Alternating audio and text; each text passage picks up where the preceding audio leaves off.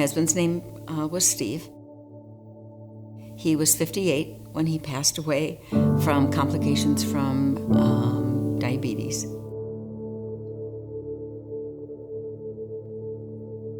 I have two boys. Eric is my oldest, and my youngest is Nick. And I have a 2-year-old granddaughter, Samantha, who I take great joy in. We consider him her guardian angel.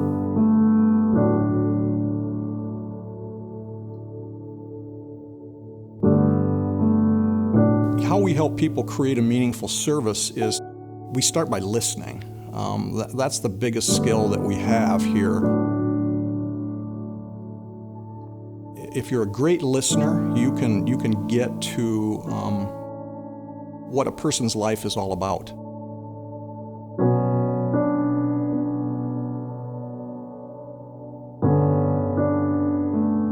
People want meaningful ceremonies. They want to make it specific to the individual, and that's what we want for them. And those are amazing experiences when we do that for folks.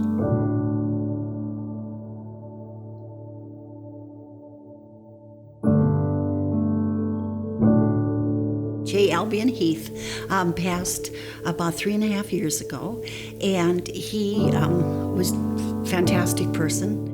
He just loved to kayak, canoe. We hiked, we loved to travel. He loved to travel.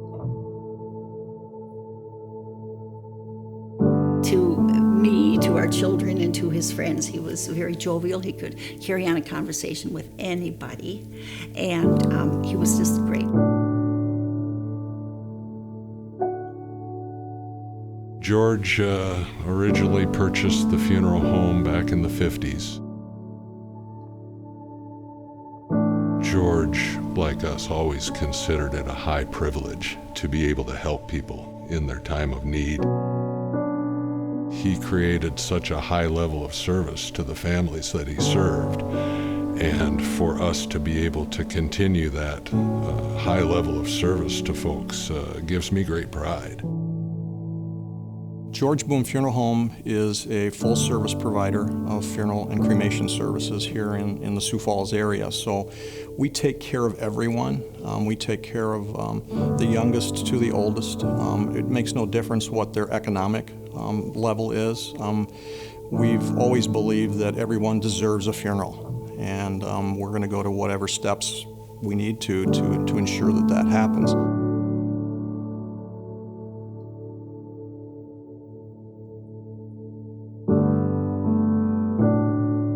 Death is never easy, even when it might be anticipated. It's still very final, and so everybody deals with grief in their own way.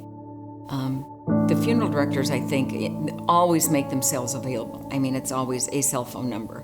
If you need anything, call. One of us is on call 24/7. They were so helpful. They were so compassionate for all of my relatives, but my 2 sons and me. We felt supported.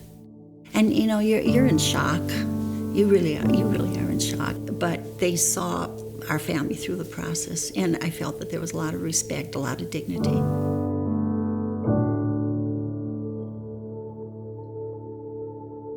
I truly look at this as my ministry to people, and I really think, and I truly believe this, if you don't approach this from being a helping ministry for people, then you're not doing it right, because it's what people need.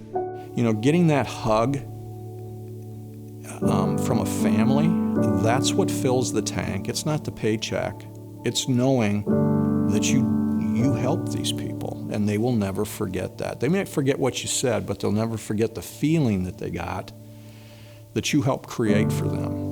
And then I've done what I'm supposed to do.